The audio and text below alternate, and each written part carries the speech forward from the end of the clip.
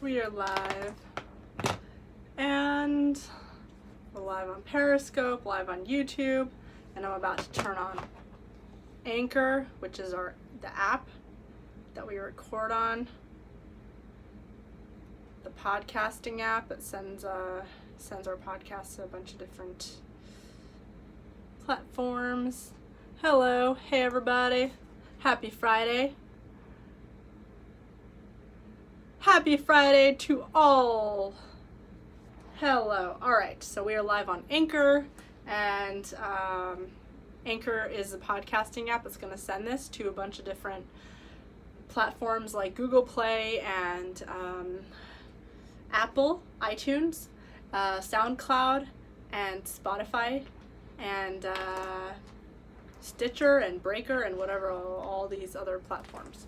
So if you want to listen to this podcast, an audio only version, you want to listen to it in your car, you want to listen to it on an app, that's where you can do it. So hello everybody, hope your Friday night's going well, and hope you enjoyed this past week. Hope you enjoyed the Dem debate last night, because I didn't. I just left. I started doing a little bit. So this actually, it was hanging, and then it's just, I have to fix it. So now it's just in the way, but yeah, I'm just gonna figure it out later. But I got bored last night because, well, first of all, I was in a bad mood. I've been in a bad mood like this whole week, but I mean, it's like, it's really hot, you know, it's just really hot, and it's really hard to fall asleep when it's so hot. So you're just like, you just don't get a good sleep, even though you need it. And I'm working, you know, I'm working a full-time job. So it's stressful when you can't get sleep and you have to wake up in the morning at a normal time, and I don't know, just a bunch of different stuff. But my friend Daniel Bostic is coming here tomorrow. I'm so excited. He's going to come and stay with me like he did last time. And, you know, hopefully we can convince him to never leave. But I'm really excited, and we're going to do live streams together. Hopefully we'll do a vlog. We're hoping to go to Lancaster, Pennsylvania, and try as much as possible to get close to the Amish community from a positive standpoint. I'm very interested in seeing what it's going to be like. I've never been there, and I've had very little interaction with any sort of Amish community, so it's really interesting to me. And then yeah. And then last night, the Dem debates, it was interesting, kind of, but it was like, you know, I feel like I've been so entrenched in politics over the past few years. I have not been paying attention so much lately, so like, you know, it kind of feels a little too much for me at this point. I'm just like, it's kind of like I'm interested just because this is what I've been doing the past couple years, but at the same time it's not bringing me like the same joy that it did before. I do have opinions about it. Andrew Yang is just blowing up, and I knew it, and I was telling you guys, Andrew Yang was all the way at the bottom when it first started, back in February, when they were all like had these lists. Andrew Yang was all the way at the bottom, and I said he's gonna go to the top, and nobody believed it. It's a Donald Trump effect. Andrew Yang is basically the Donald Trump on the left. You know how Trump was a lifelong Democrat who used the Republican platform in order to become president. So he pushed some Republican views like, all right, let's build the wall, let's do this, let's do that. By the way, like, Obama may have been tougher on immigration than Trump is. But anyway, let's leave that.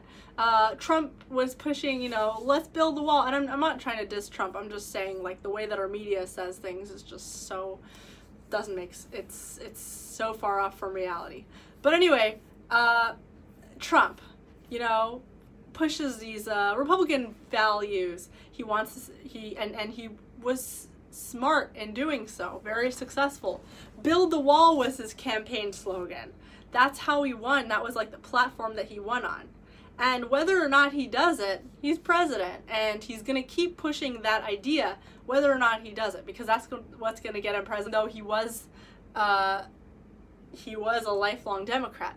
And Andrew Yang is the same thing on the left. Andrew Yang is smart. He knows that in order to win the populist Democrat, Andrew Yang knows that if, oh my God. He knows that if he wants to get the populist Democrats on his side, he has to push a really, really socialist view. And he made UBI, Universal Basic Income, his platform. And that's like the thing that he became famous for, because that's the thing that's made him different. The same way that Build the Wall became Build the Wall became the Donald Trump's thing. UBI, $1,000 a month for everybody, right? That's Andrew Yang's thing. He pushed a socialist idea to the forefront, that became his winning platform. And whatever you want to say, I don't believe Andrew Yang is a lifelong socialist in any way. In fact, Andrew Yang is, from just looking at his lifestyle, he's a lifelong capitalist. Just looking at every part of Andrew Yang's lifestyle, Andrew Yang is a capitalist. But he's smart. He's a smart capitalist. He's using the socialist platform. He's using the winning strategy of UBI, this is my thing, free the healthcare, free candy for everybody. And he's using that in order to get the Democratic platform. Good for him. He's a smart dude. And you know what? Nobody knew who he was a couple months ago. He blew up. And everyone is still laughing at him, but just wait. Everyone's going to be talking about him. They're already talking about him. Everybody is going to still be talking about him. Until I get my moderator here, it's I'm going to have to just not. But anyway, that's what happened with last night's debate. And then I got bored and I fell asleep because I went and did other things because I was getting frustrated. This is really frustrating. Oh my God. This is like the most frustrating. It's embarrassing and frustrating. Every time it does this, I get so embarrassed and I get frustrated and I'm just like, why? It just loses connection so quickly and it just ends the stream right away, and it's just so, it's just so annoying. But we're back, and you know, I'm glad that I have you guys, my viewers, because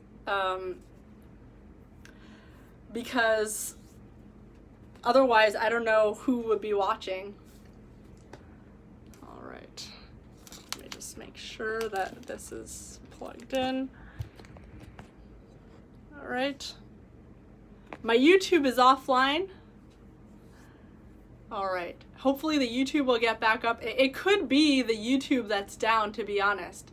It could be the YouTube, because my Periscope never has issues, and this app doesn't have issues, but it's normally the YouTube. Once the YouTube shuts down, everything else shuts down. YouTube has a lot of problems. So that's why I'm just like, you know, I'm building up YouTube and it's great, and I want you guys all to subscribe on YouTube. Hello, Adam. And I want you all to subscribe on YouTube, and it's good, but YouTube is just, it causes a lot of problems, and I honestly think that YouTube is just going down. But I love everybody that's here on YouTube. I really do, and definitely subscribe if you're not subscribed yet. And anyway, so, you know, I was just doing a quick recap of last night's debate. I was saying that Andrew Yang is kind of using Donald Trump's strategy, but for the left, and I think that it's going to be a winning strategy for him. And people like Andrew Yang because he is also a political outsider. He is a businessman. People want a businessman, especially when there's like such a big wage gap. And people want somebody who's not bought by politics. They want someone who's not being invested in by a bunch of these different political groups and, you know, like, I don't know, lobbyists and big corporations and all that stuff. People want an independent fellow. And Yang is the independent in this picture. So people like him, and also he's definitely got the memers on his side. When you had the memers on your side, then you know that you're on the right track. Donald Trump had the memers on his side. Andrew Yang has the memers on his side. And they're the young people, the younger generation. So all is good. Marianne Williamson, I never heard of her before last night. She was so bizarre. She looked like she